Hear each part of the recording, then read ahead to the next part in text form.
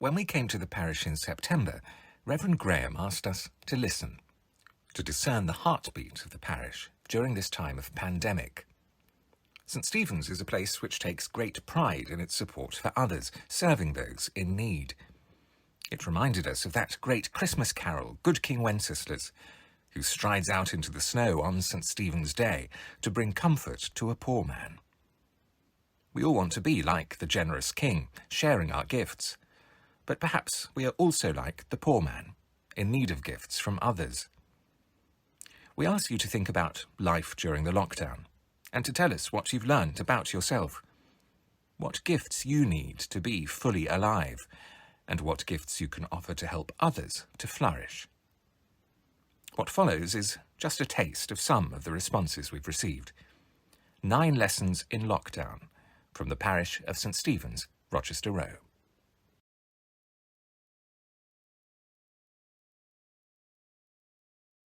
I have learned to value the care and kindness I have received from the dance community, now anchored to the church. I can offer others the gift of making strong and long-lasting friendships through dance. I have been thankful to receive the gift of safeguarding and making new and enriching friendships through gardening.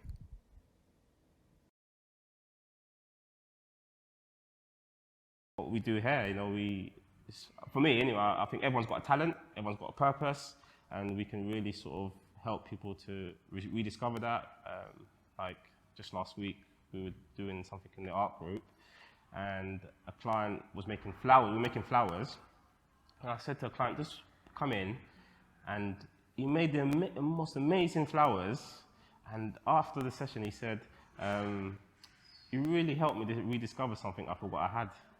And I was just like, that's what we're here for, and that's what we want to do with all our clients, really. One tremendous gift that we've received during lockdown has been the increasing goodwill that we're seeing from people who want to support us by becoming virtual volunteers. This gift is helping us provide our programmes virtually and online, which means we can keep the window of opportunity open for our girls. It's been inspiring to hear from many more people who want to give their time to help. During the first COVID-19 lockdown, like everybody else, I spent much of my time at home. I realised how privileged I was to have the gift of a happy family life. This made me think of people living on their own and how I could help support them whilst they were in isolation.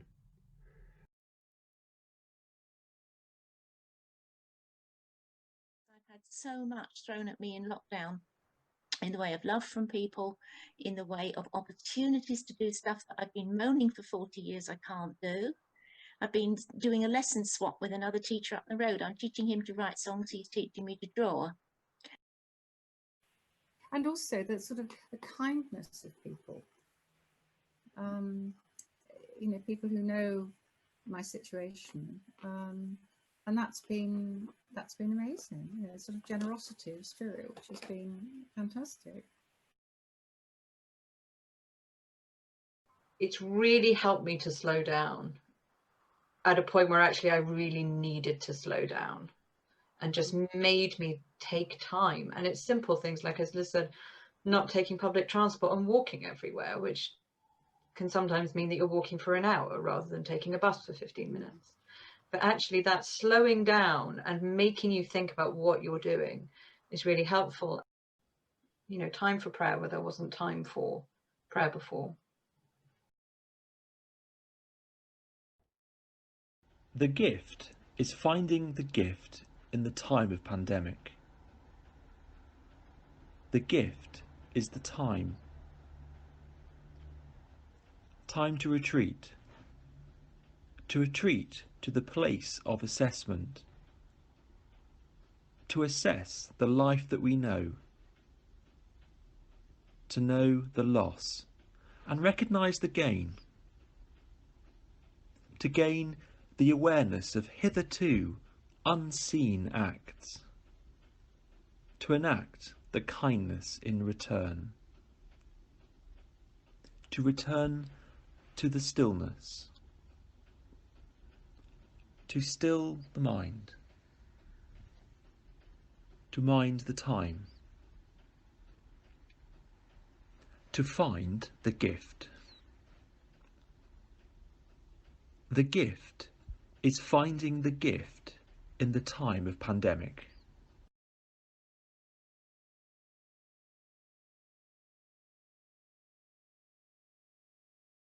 I pray for the gift of laughter, to laugh as life flies by, and for the gift of joking, that others may laugh till they cry.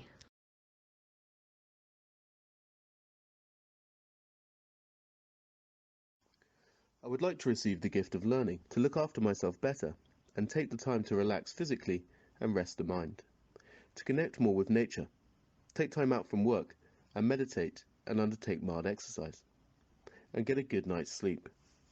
If I want to help others to flourish and get through this pandemic, I need to be good to myself as well as to others. And to put something in your day that you can look forward to. Put on your best perfume, put on your best clothes. Because it's important that before we can get alongside somebody else, we can be strong ourselves. And I suppose that's where I've been a carer for 50 years. That is in me. In some respects, this sounds really bad, I'm kind of glad that we're in lockdown or going into restricted things.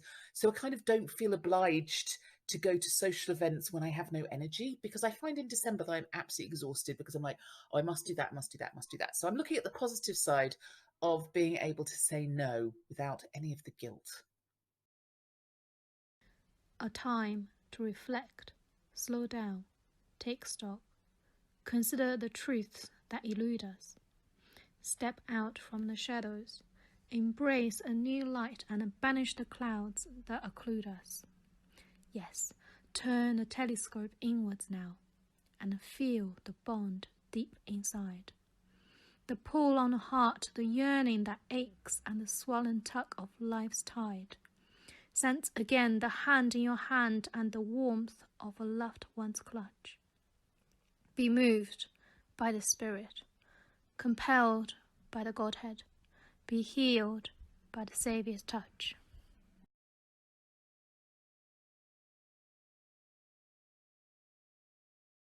I would like to receive a quiet mind. I can give a sympathetic ear. I can give the gift of listening. I don't see it myself, but friends of mine, so I can listen well.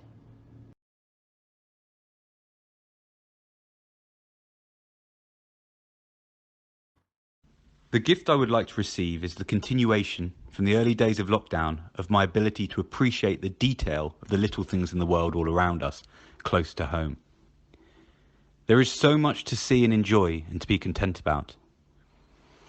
The simple pleasures of sunshine or a flower or the details of architecture or other people around us.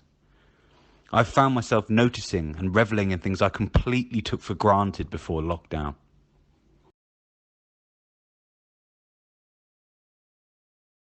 God grant me the serenity to accept the things I cannot change, the courage to change the things I can, and the wisdom to know the difference. During the pandemic, this prayer and a deepening of this prayer in my life has been a great gift. As daily I'm reminded that so much is out of my control, and yet there are a few things within my control. And with discernment and grace, God can strengthen me and give me the creativity to continue doing what I can do. And so if you don't know the Serenity Prayer, I offer it to you as a great gift as it has been offered to me. May God bless us and keep us safe. Often it's the little things in life that are really the big things. Handshakes, hugs, and haircuts. I found the fourth H while standing in a dark and wet school playground as part of a surprisingly fantastic turnout for St. Stephen's outdoor carol service. I found myself thinking of those in other lands who can't sing such songs for fear of persecution.